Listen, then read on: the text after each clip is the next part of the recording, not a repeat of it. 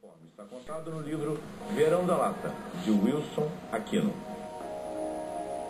Setembro de 1987. Os tripulantes do navio Solana Star, que partiu da Austrália em direção aos Estados Unidos, jogaram ao mar as 22 toneladas de maconha que estavam a bordo. Temiam serem interceptados pela polícia brasileira. 3,5 toneladas da droga foram capturadas. O restante ficou à deriva no mar ou caiu nas mãos de curiosos.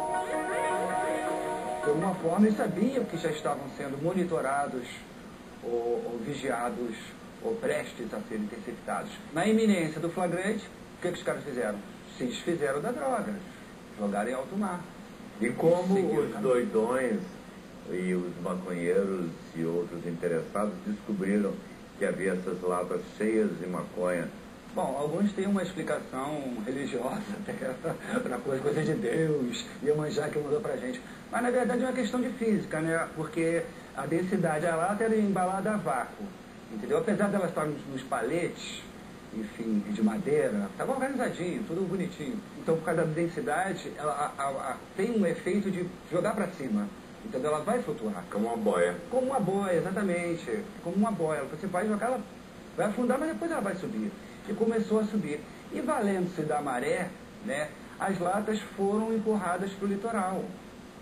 Tanto é que você vai pegar o litoral do Rio de Janeiro até do Rio Grande do Sul, você vai se deparar com latas, com surgimento de latas. E com a caçada das latas. Depois que começaram a surgir as latas e que veio à tona a história do Solana Star, que era o barco maldito que transportava a maconha, ou bendito para alguns, começaram a acontecer das pessoas alugarem lanchas e irem para alto mar para tentarem pegar lá, digamos, direto na fonte, em vez de aguardar ela chegar no litoral. E era especialmente no Rio e em São Paulo? Ou em todo o litoral? O aparecimento foi em todo o litoral, mas essa celeuma aí mesmo, enfim, essa efervescência, essa confusão em torno das latas, ficou mais restrito no eixo Rio-São Paulo, mais no Rio, né, porque São Paulo, na verdade, aparecia no norte de São Paulo, enfim, não é bem uma área urbana, dos Caetaras, nas ilhas, Ilha Grande deu muita coisa. Onde apareceu muita lata foi ali na Restinga de Marambaia, que é uma área de reserva do Exército. Enfim, ali apareceu muita lata. E como fechou esse Verão da Lata? Esse Verão da Lata, ele se estendeu, na verdade, para além do verão, né? Porque com relação ao surgimento das latas, elas continuaram aparecendo até um ano depois. Mas o boom mesmo foi em dezembro de 87, foi o boom de aparecimentos. Então, ele causou... Passado esse período, as coisas esfriaram e só mesmo assim quem convivia mesmo com o mar, quem morava perto do litoral, é que continuou tendo contato com as latas. Né? Porque aí já tinha passado um pouquinho do boom, o verão já estava acabando, já estava entrando em março, enfim, e a coisa já esfriou bastante. Chegou a ser divertido escrever sobre esses temas? Foi legal conversar com as pessoas.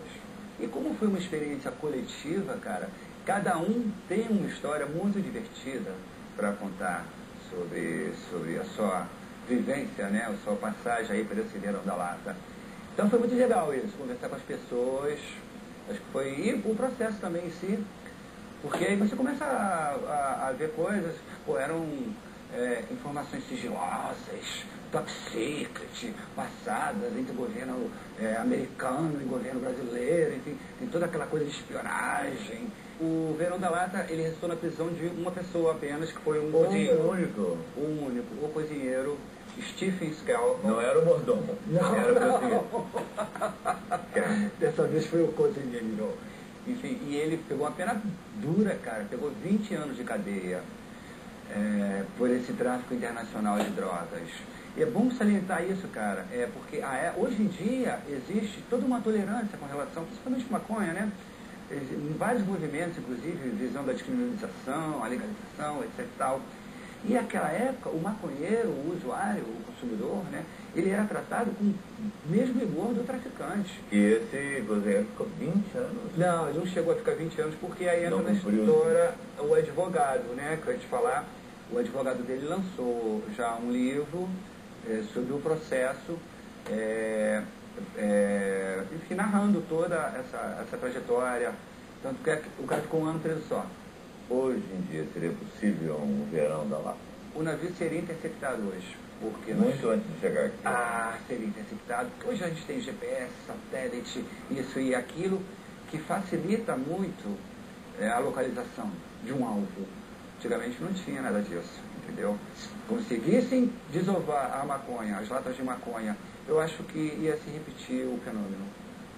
Eu acho que ia se repetir o fenômeno. Porque é uma coisa bem interessante também. Você não vê traficante profissional envolvido no verão da lata. Não, você não achou nenhuma lata na boca de fumo da Racinha, do Vidigal, do Jacarezinho, enfim, não. Ficou tudo numa sociedade dentro de um círculo. Exatamente. Literalmente amadores. Tanto é que muitas pessoas foram presas. Nenhuma delas com antecedentes criminal. Eram todas querendo faturar alguma coisinha ali em cima da maconha divina. Muito obrigado, eu. Ok, Diniz, prazer.